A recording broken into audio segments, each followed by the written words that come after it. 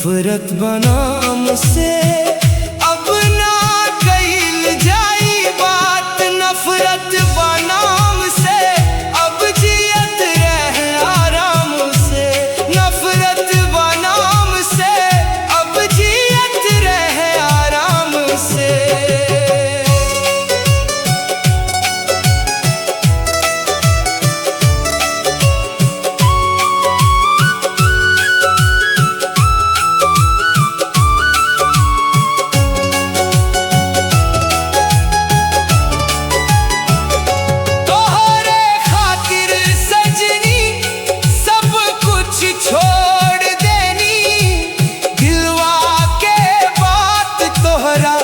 खातिर खोल देनी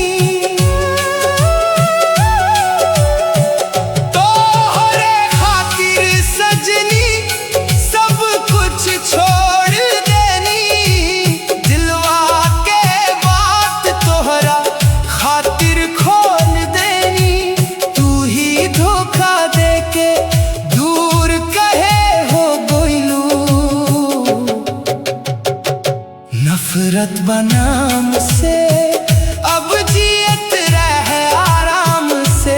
नफरत बनाम से अब जियत रहे आराम से।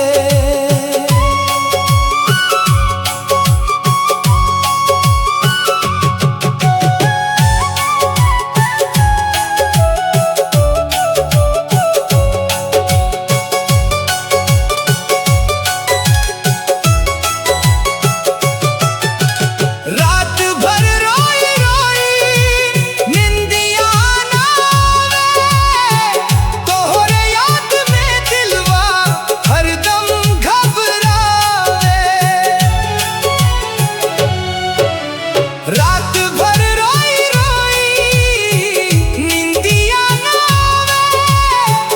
तोहरे याद में दिलवा हरदम घबरावे।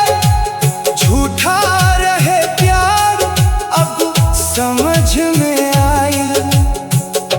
नफरत बनाम से अब जियत रहे आराम से। नफरत बनाम से अब जियत रहे आराम से।